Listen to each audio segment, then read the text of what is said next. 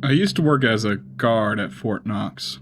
I guess I might still officially be one. Not sure what the job title situation is these days. My job was pretty simple: walk around, monitor stuff, oversee gold movements, general guard duties. It was a pretty sweet government job. I didn't have to actually do much since, how often is Fort Knox actually robbed? As long as I didn't steal any gold, admin pretty much left us alone.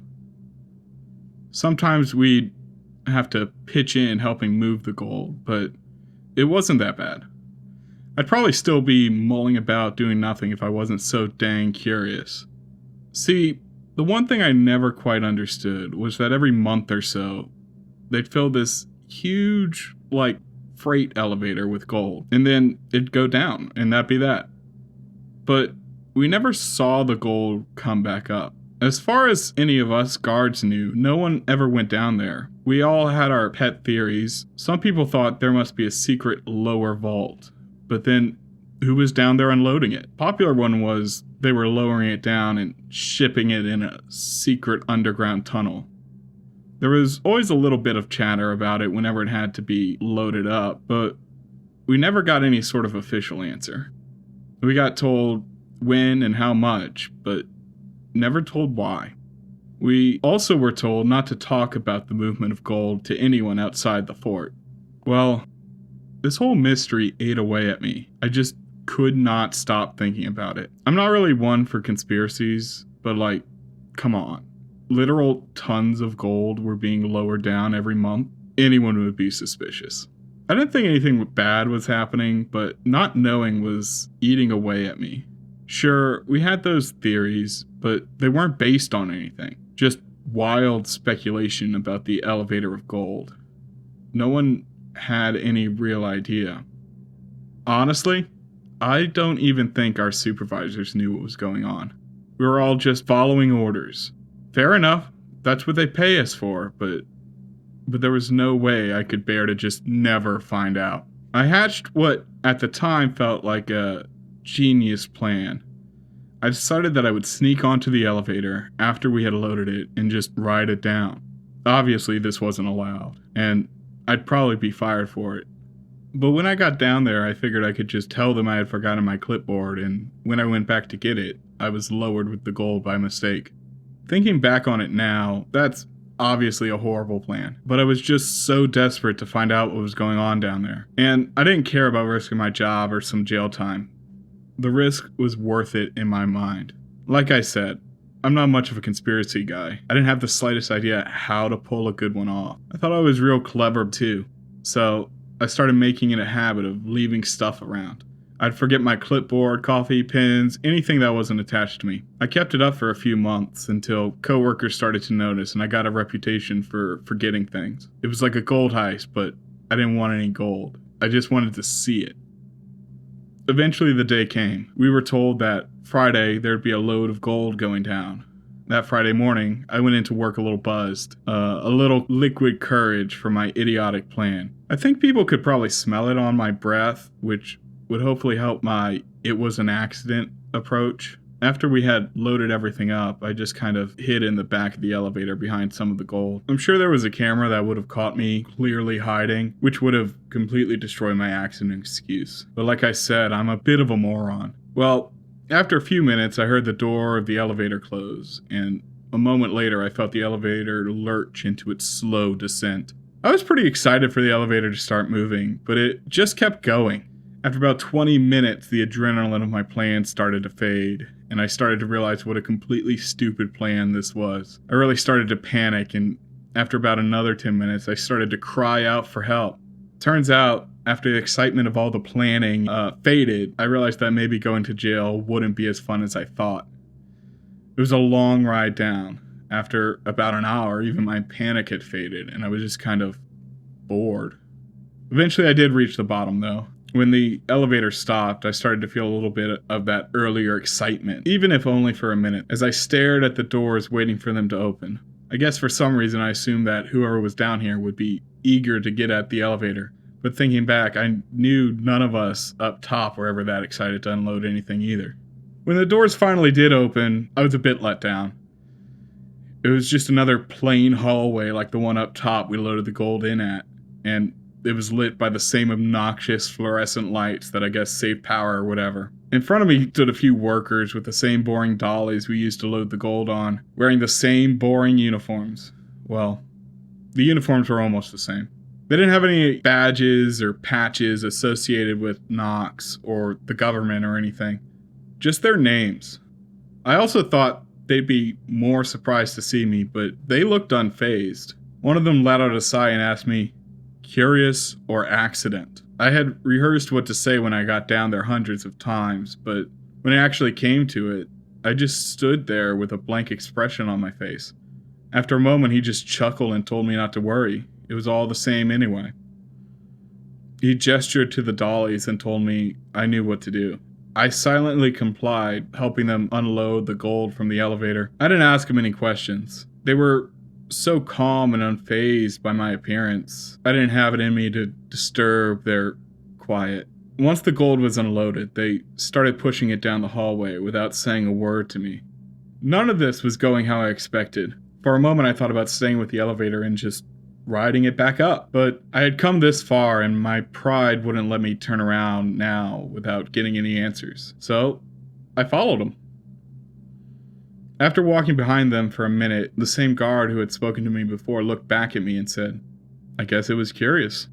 After a couple minutes of walking, we rounded a corner, and the smooth, normal walls of the complex gave way to a rough-hewn rock. They all stopped and looked back at me, as if to gauge my reaction. A few more twists and turns, and we came to these massive steel doors. Really more of a bank vault than a door, when I think about it. That same guard turned to me and asked if my curiosity had been satisfied. His tone was a bit patronizing. I just shook my head, forgetting how stupid it was to admit I was down here on purpose. He let out a sigh and told me he had figured as much. He got a serious look on his face and said I was free to keep going with them, but I wasn't going to see what I thought I was going to see, and that I'd be happier going back to the elevator, going home, and forgetting I had ever pulled such a boneheaded stunt. Again, my boneheaded pride did the thinking for me. I said, "I've come this far, might as well see what all the fuss is about." He said he figured that too.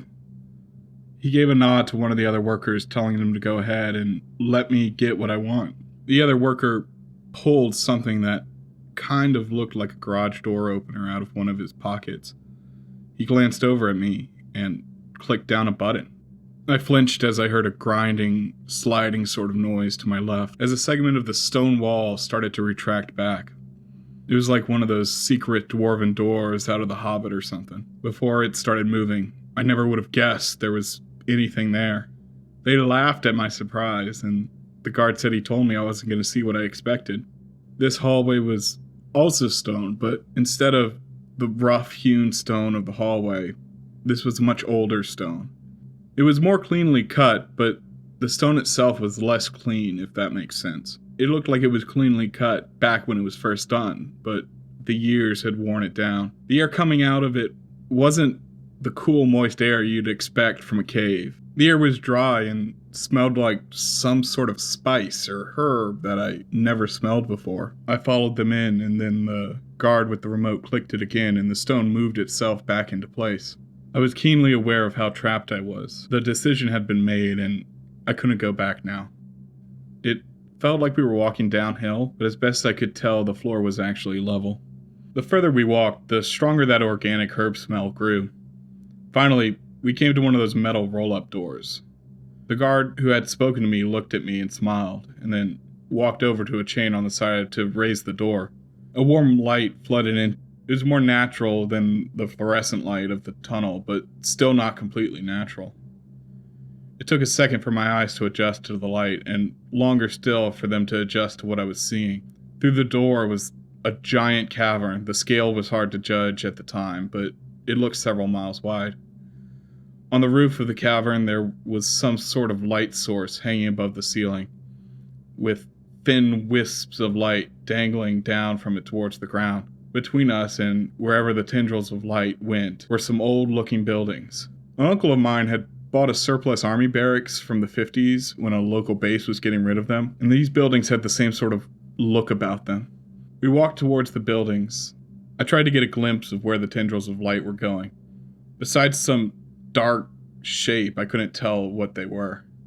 They led me to one of the closer buildings and told me to wait outside for a moment as they went in. When they came back, they had an older man with them, wearing the same nondescript uniform they were wearing. He looked me up and down with a frown on his face. He held the door open and gestured for me to go inside. I obliged his gesture and went in. It was a pretty nondescript office setup, a number of desks all in rows, with incandescent light bulbs hanging down from the ceiling. He walked over and sat at one of the desks. It had an old-timey typewriter and some miscellaneous paper, all stacked nice and neat. He gestured for me to sit in a worn-out chair across from him. I did without saying a word. He sat silently staring at me for a moment, reached into his desk, and pulled out a pack of cigarettes. He took one out and lit it, and then offered them to me.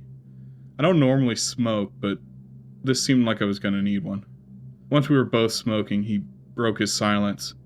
"So, is everything as you expected?" as he raised an eyebrow at me. I tried to make some sort of reply, but I wasn't making much sense. He quickly raised his hand and told me it didn't matter. He looked at me and asked me if I had ever heard about El Dorado, the city of gold. Of course I had. Everyone had. He started telling me the history of people searching for the city of gold, hoping for untold riches. Truth be told, I didn't listen too closely. I was in a pretty confused state of mind with everything that had happened, so I didn't care too much for the history at the time. He could see that he was losing me, so he wrapped up his history lesson.